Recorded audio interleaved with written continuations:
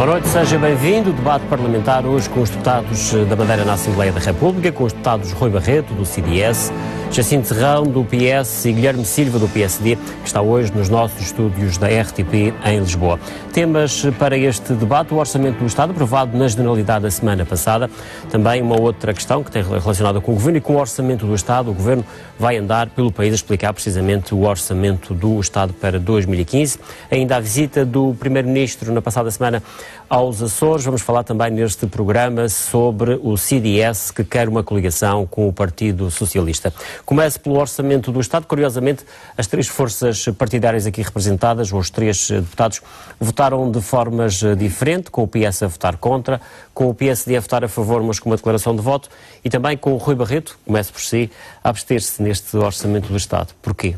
Abster-se e também com uma declaração de voto. A declaração de voto é uma explicação para o sentido de voto que foi tido lugar na passada sexta-feira e que, devo dizer, teria que justificar, porque há uma inflexão do sentido de voto, tendo votado nos dois últimos orçamentos no sentido contrário. Nesta vez desagravei o sentido de voto e em justa medida, porque este orçamento consideramos-lo o melhor orçamento desde a intervenção da Troika em Portugal.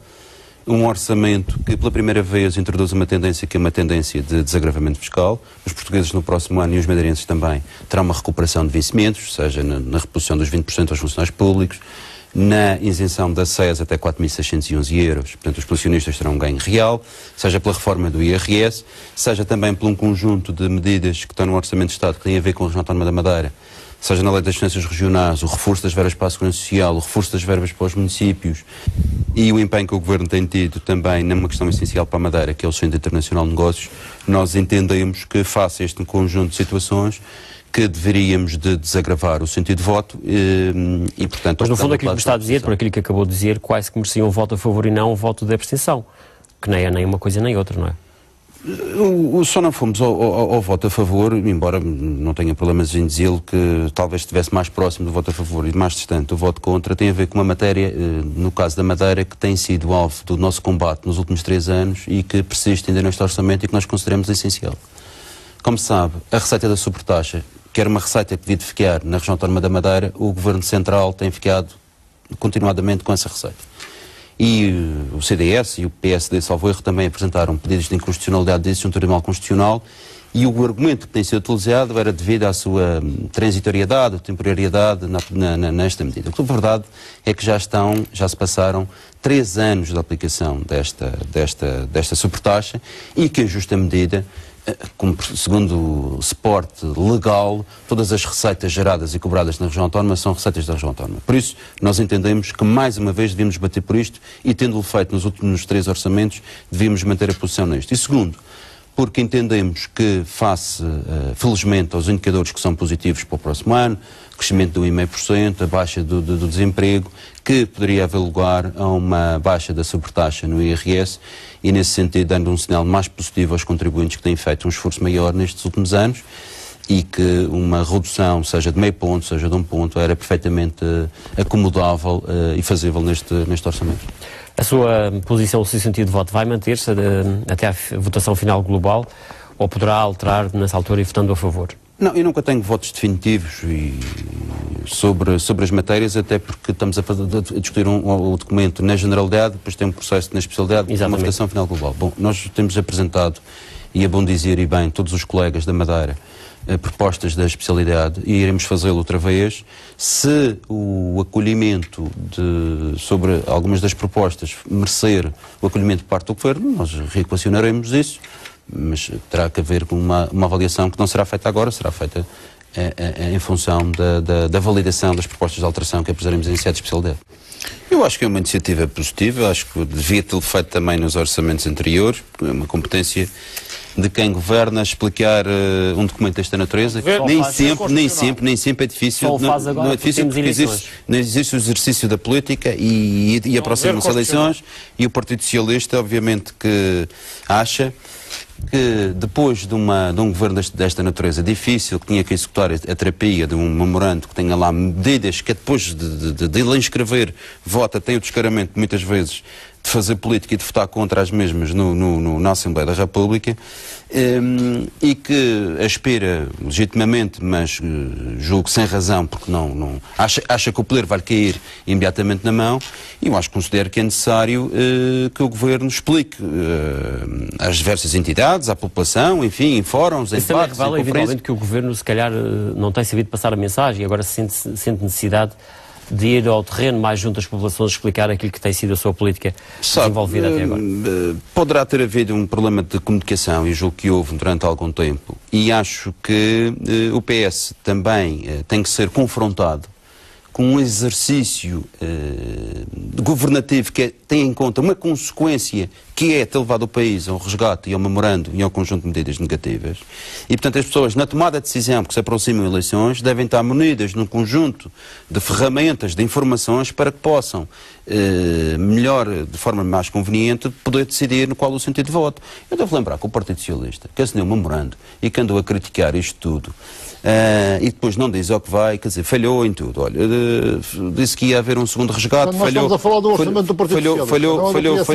Disse que ia haver um segundo resgate, não houve um segundo resgate. Depois disse que não ia haver crescimento, há crescimento. Depois dizia que tinha que ser um cautelar, porque tinha que ser um cautelar e falhou. Portanto, o Partido Socialista que também devia de ser chamado para justificar porque é que às vezes diz aquilo que diz e depois também não atinge os resultados. Portanto, o Sr. Deputado ainda há pouco estava aqui a criticar que isto é um orçamento mau, mas o orçamento que tem em conta um crescimento de 1,5%, que devo dizer é superior à média da comunidade, à média da União Europeia, à média da comunidade europeia, que são 0,8%. Mas há quem diga que isso é um bocadinho ficção, esse crescimento. Gil Rosa, não é ficção, são entidades internacionais, como o OCDE, como o Eurostat e como a Fitch, por exemplo, que vêm confirmar estas projeções. Mas não será tanto, não será 1,5, será 1,3. Está bem, mas repara o seguinte, mas se for 1,3 é um crescimento, e é um crescimento superior à média comunitária.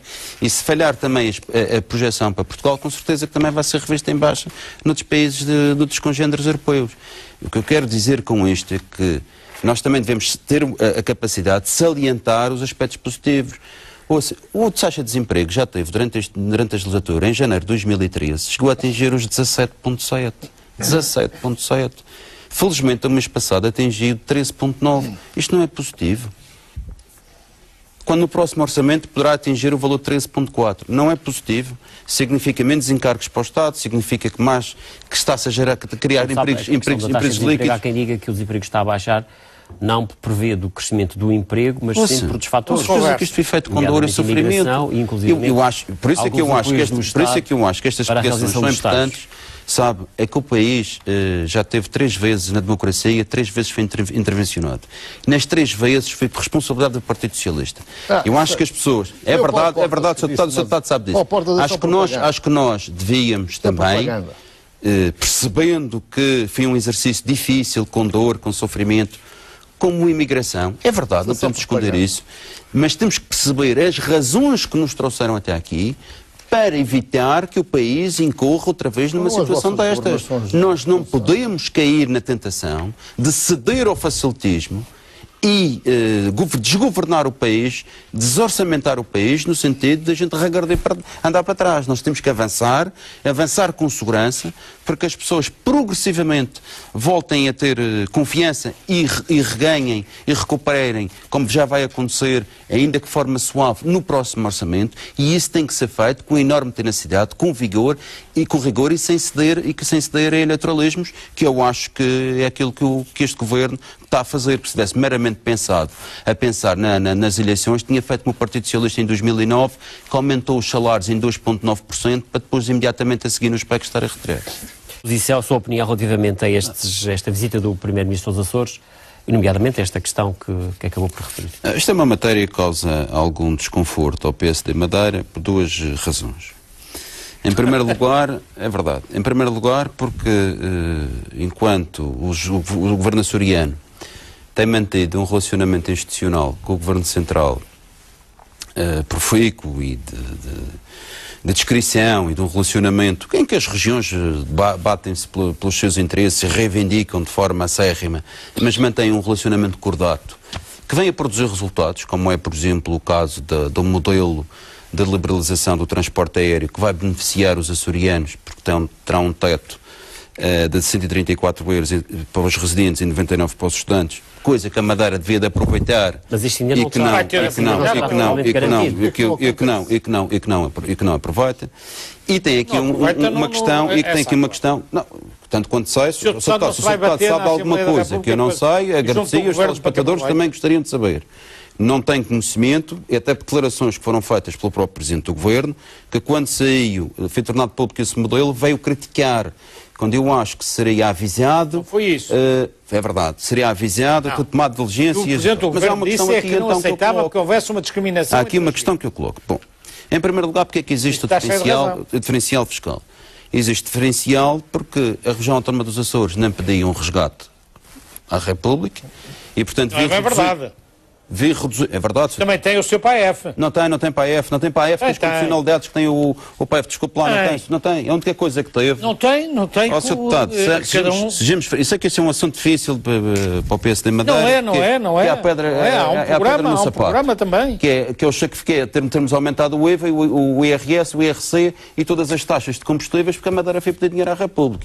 E, portanto, é por isso é que o diferencial foi reduzido de 30 para 0. O desenvolvimento da Madeira e nos Açores foi de 30 para 20 devido à condicionalidade que foi feita com o contrato com o governo português e a Troika. E aquilo que o governo açoriano veio pedir na visita que foi lá, teve lá agora o Primeiro-Ministro, foi dizer assim, bom, já terminou o programa a 17 de maio, permitam-me que eu agora volte a ter a faculdade poder utilizar o diferencial de 20% até 30%. O que o Primeiro-Ministro diz é, está bem, mas você tenha a noção que se aumentar o benefício em 30%, ou seja, o benefício para os açorianos, isso corresponderá a menos receita do Governo e não me tentem a mim compensar. Mas isso é de toda a lógica. Uma questão que aliás, o PSD devia já estar a investir com o Governo da República, e por isso é que eu não entendo porque é que ainda não convidaram o Primeiro-Ministro para vir à Madeira. Eu sei que vem agora para uma conferência interessante sobre as 100 maiores. Mas pronto, uma iniciativa privada. Mas o Governo Regional nunca convidou o Primeiro-Ministro quando tem interesses acha que é neste momento... E, portanto, o que eu acho é que faz 3 anos, em janeiro, que o Governo Regional assinou o Plano de Ajustamento Económico e Financeiro. O programa termina em outubro. Não faz sentido agora o Governo Regional, quem negociar, que é uma negociação intragovernamental, ter que negociar com o Governo da República no sentido de reduzir e aliviar a carga fiscal sobre os madeirenses. Mas não agora. É agora, é agora. Não é agora nada. Eu percebo que querem um entreter e com as eleições não é isso, quer dizer, querem você está num processo interno de eleição do PSD e vai convidar o Primeiro-Ministro. Que fecha a porta e que venha negociar isso, como os 80 milhões que a Madeira vai ter que pagar a partir de janeiro. Mas eu acho que isto era sério, era colocar esta matéria agora, de forma previdente, de forma correta, no tempo certo, no sentido de encontrar as soluções para que se possa aliviar... Então qual é o tempo, Sr. Deputado? Qual é o tempo? Não acha que era um processo interno de eleição?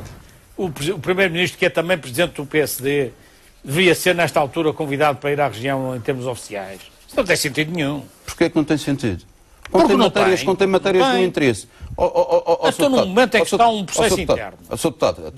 Até porque convenhamos, acho que ficava bem. Não ficava bem, desculpe. Acho que ficava bem do ponto de vista... Podem ter as críticas que tiveram, mas do ponto de vista institucional ficava bem, coisa que não fizeram, nem sequer na tomada de posse deste Governo. O que não tem, isso é uma falta de... E há matérias que são, há matérias que devem estar acima das tricas partidárias. Há assuntos que são da Madeira. Por isso mesmo que deviam Por isso mesmo é que deve haver um tempo próprio para isso. Por exemplo, do transporte aéreo, que eu acho que é uma belíssima negociação, feita com enorme discrição, criado um grupo de trabalho regional dos Açores e do Governo Central com o apadrinhamento do INAC, foi feito um modelo, foi feita uma negociação que está consensualizada e que vai ter efeitos práticos a partir do verão do próximo ano e que a Madeira que chegou mais cedo à liberalização do transporte aéreo em 2008, tendo o histórico e percebendo as insuficiências que estão manifestamente detectadas, poder, se me permitem, ir bem à boleia do modelo que foi negociado entre o Governo dos Açores, porque isso permitirá tão só melhorar o transporte aéreo, a mobilidade dos madeirenses com o continente, que hoje pagam preços absolutamente exorbitantes, mas que têm que tem uma lei, que é uma lei de liberalização, em que permite aos operadores praticarem os preços que quiserem. Este modelo que é negociado, que é uma liberalização contratualizada, é um bom modelo para os Açores e seria seguramente um bom modelo para a região autónoma da Madeira, e isso só se consegue com o secretário, com a secretária regional saindo do gabinete e num relacionamento institucional que eu acho que é importante. Tem a ver precisamente com a proposta do CDS feita recentemente ao Partido Socialista na Madeira para uma coligação, tendo em vista as próximas eleições regionais. Rui Barreto, como é que vê esta iniciativa de General Rodrigues? Bom, o partido, o CDS, nos órgãos próprios, entendeu que a única forma de pôr um fim a uma gestão regional que tem 40 anos e que nos trouxe a uma situação difícil que ainda estamos a passar, que ainda nos incorre e que ainda estamos a viver as suas consequências, era efetivamente um entendimento entre o maior partido da oposição, que é o CDS, e o terceiro maior partido, que é o Partido Socialista. Porque entendemos que essa era a forma de poder quebrar a hegemonia de 40 anos do PSD. Ora, o líder do meu partido, o José Manuel Rodrigues, enviou uma carta ao líder do PS, em que convida o líder do PS para uma ronda negocial, em que se pudesse encontrar uma linha programática, um acordo de suporte parlamentar e um candidato a presidente do governo. Um candidato não fosse que é nem o líder do uma CDS, pessoa independente ou, portanto, nem ou fora, nem o líder do assim, CDS, nem das lideranças dos partidos. Nem o líder do Partido Socialista. É bom dizer que na carta que foi enviada pelo líder do meu partido, a personalidade a escolher, e o CDS indicou nomes, e obviamente eu vi também o Partido Socialista, que fosse uma personalidade ou da área do socialista, ou da área do CDS, ou até independente, que pudesse corporizar... Quais foram os nomes que o CDS indicou? Bom, isso, como deve calcular, as pessoas em causa pedem reserva dos nomes e, portanto, não me compete, até porque nem sei todos os nomes que foram suscitados nas reuniões que tiveram lugar, diga-se, com o Presidente do CDS e o Presidente do Partido Socialista. Mas essas reuniões já aconteceram, ou, portanto, depois da carta ter sido enviada? Aquilo que parece o PS não tem respondido e, portanto, tem havido ao longo do tempo algumas conversas entre as direções. O que foi feito agora pela primeira vez foi um convite, uma carta formal do CDS, do Presidente do CDS, para o Presidente do Partido Socialista, que ainda não obtivemos resposta, obtivemos uma resposta que não é nesse sentido, e por isso o CDS aguardará aquilo que for o entendimento do... Já depois desta carta, o CDS já fez saber que vai ter um congresso em dezembro, um congresso antecipado. Porquê? Bom, o CDS tinha um congresso no próximo ano, em julho do próximo ano, e atendendo ao facto de haver eleições diretas a breve trecho no PSD. Primárias, uma primeira ronda a 19 de dezembro e, salvo erro, a 28 de dezembro. E um congresso em janeiro. E sendo necessário, e os partidos, havendo antecipação das regionais, podiam ser para outubro, portanto, as regionais, por esse facto, poderão ser na primavera do próximo ano. Uns partidos têm que sufragar internamente as estratégias às eleições regionais e a forma de o fazerem é num congresso. E nesse ponto de vista, o CDS antecipou o congresso para o final deste ano, para que, se houver lugar eleições em março ou abril, possa ter uma estratégia sufragada e votada pelos seus militantes e uma direção unida e coesa para enfrentar os desafios do futuro. E o CDS gostava de levar já a esse congresso uma resposta de Vítor Freitas? Eu acho que o Congresso servirá para definir a estratégia e, portanto, será também em função daquilo que for o entendimento, porque uma coisa é um convite, depois há rondas negociais e, portanto, tem que haver um entendimento, um compromisso mútuo dos dois partidos. Obviamente que o Congresso é o melhor lugar e o espaço para se fazer esse debate e definir essa estratégia. De hoje a 8 dias estaremos de volta com o Parlamento Regional. Boa noite, fique bem.